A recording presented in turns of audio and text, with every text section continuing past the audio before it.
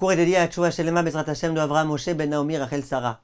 Chers amis, l'un des sujets qui est très débattu en ce moment, c'est le sujet de l'homosexualité. Et en ce moment, avec les élections présidentielles, on parle beaucoup de ça. Que pense la Torah de ce sujet? Il faut savoir tout d'abord, mes chers amis, que c'est un sujet qui date d'il y a longtemps. Chachamim nous disent que Lot, dans les parachiotes de Bereshit, il s'adonnait à l'homosexualité. Chachamim disent que lorsque les gens de Sodome ont voulu faire sortir les invités de chez Lot, qui étaient des hommes, leur intention c'était quoi? D'avoir des rapports avec eux. Chachamim nous disent aussi que Potiphar, pourquoi il a acheté Yosef, qui était l'homme le plus beau du monde, en tant que serviteur? Parce qu'il voulait faire avec lui et avoir des rapports homosexuels. Il faut savoir, mes chers amis, que si la Torah explicitement a interdit des relations homosexuelles entre hommes et hommes, c'est que il peut y avoir un désir. C'est que c'est quelque chose qui peut se produire. C'est que c'est pas forcément les fous qui veulent cette chose-là. Et c'est pour ça que la Torah, elle dit, non, ça c'est strictement et rigoureusement interdit. Dans le cours précédent, on avait expliqué comment c'est possible qu'un homme il puisse être attiré par un homme. Il y a aussi tout type de raisons psychologiques qui peuvent être données, mais ce n'est pas mon sujet à présent. Alors il faut être clair. D'après la Torah, la peine encourue pour l'homosexualité masculine était la peine de la lapidation, qui était la peine de mort la plus grave, et celle du retranchement. L'homme, par exemple, qui profanait le Shabbat, il était passible de la peine de lapidation s'il le faisait de façon consciente. La peine du retranchement, c'est lorsqu'une personne, par exemple, mange sciemment du chametz pendant la fête de Pessah.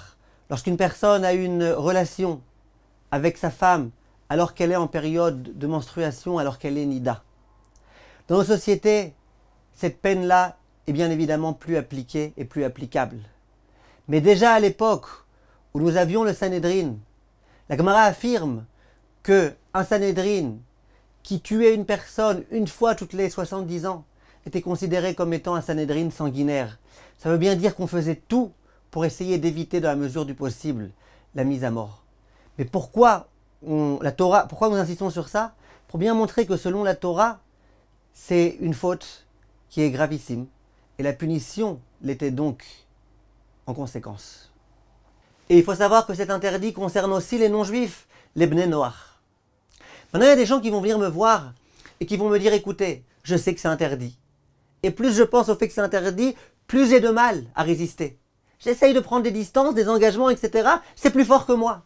Alors quelquefois, je tombe dans ce point-là. Alors qu'il y a d'autres gens qui vont dire, non, c'est quoi le problème? Pourquoi? C'est tout à fait naturel. Qui a décidé qu'un homme devrait être avec une femme avec un homme, pourquoi pas l'inverse? Alors j'aimerais vous dire, mes chers amis, la Gemara, dans Masechet Chulin Daf Tzadik Bet, elle dit que l'une des mitzvot que les non-juifs ont réussi à respecter pendant longtemps, c'était le fait que lorsqu'un homme se mariait avec un homme, il n'écrivait pas de ktuba, il n'écrivait pas d'acte, de contrat de mariage, comme un homme écrit à sa femme lorsqu'il se marie avec elle.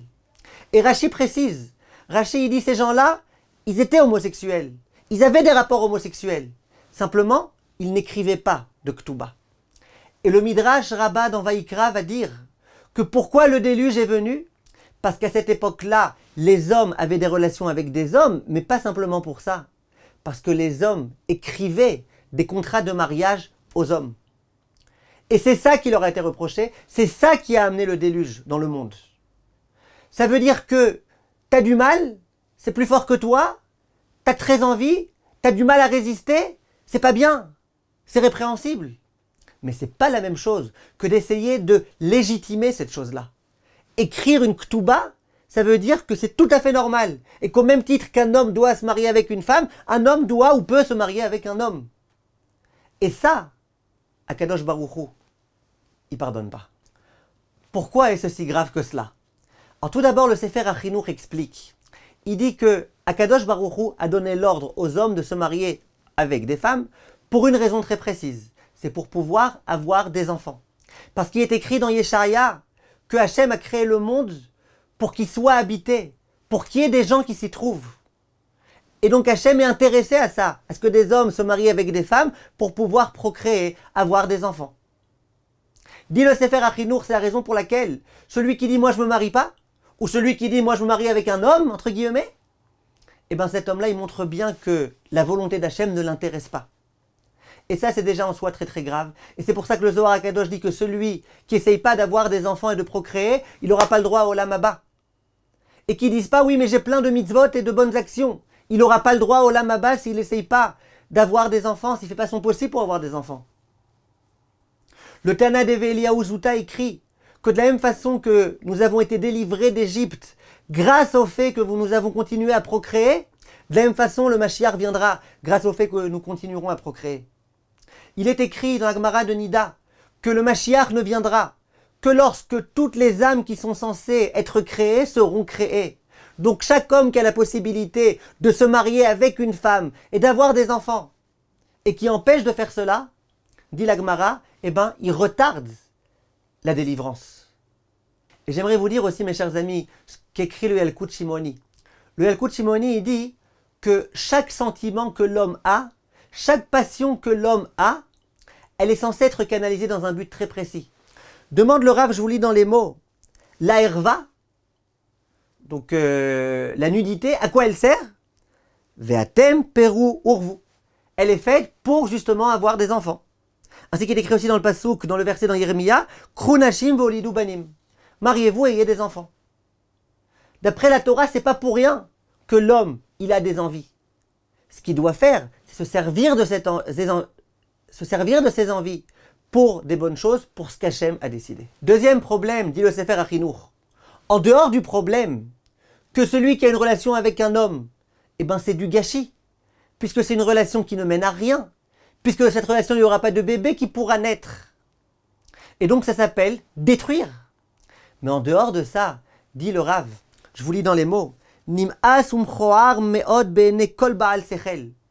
Une relation d'homme à homme, toute personne qui est sage, dit le Rav, ben c'est quelque chose qui doit être dégoûtant à ses yeux. Ve'adam shenivra la'avod bor'o, lo raoui lo leitnavel b'ma'asim mechoarim kaele.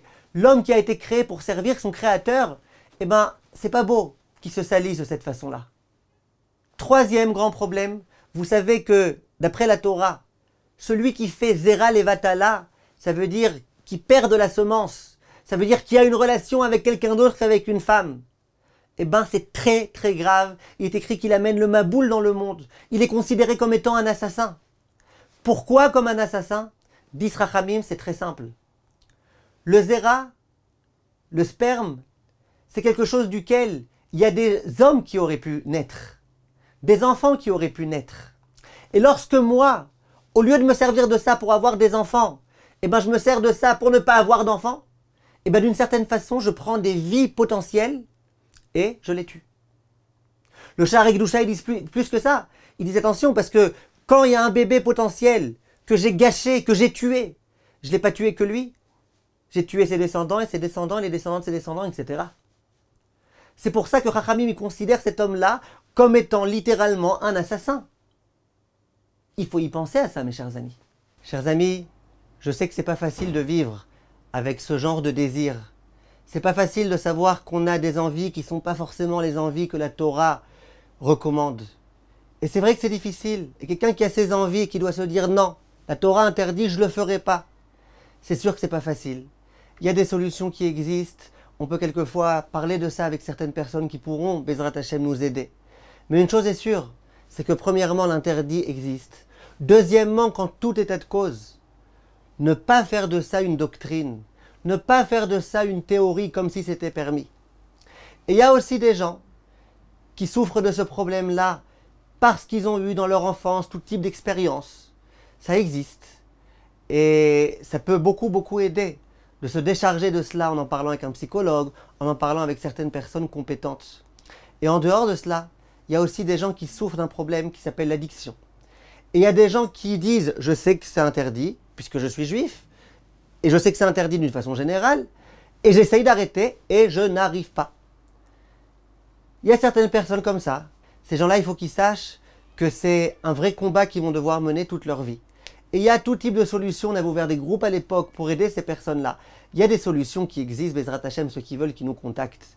En tout état de cause, l'essentiel, c'est de bien comprendre que même si j'ai du mal, Et même si j'arrive pas, et même si quelquefois je tombe, c'est pas une raison de faire de ces choses-là une doctrine, c'est pas une raison de faire de ces choses-là quelque chose d'autorisé, de légitime, en quelque sorte. On a suffisamment souffert, mes chers amis. On a eu le Maboul à l'époque. Aujourd'hui, on a eu le Covid-19. Où va-t-on, mes chers amis? Essayons, Bezrat Hashem, de se renforcer. Essayons de diffuser ces cours-là. Et je vous invite aussi à regarder le cours qu'on a publié il n'y a pas longtemps sur le genre, la destruction de l'identité. Et Bezrat Hashem, on continuera à faire des cours pour expliquer ce que la Torah pense de tous ces sujets-là. Inscrivez-vous à notre chaîne YouTube, inscrivez-vous au WhatsApp, regardez, consultez le site de temps en temps, et Bezrat Hashem, vous pourrez voir ces cours. Be'atzlacha, mes chers amis.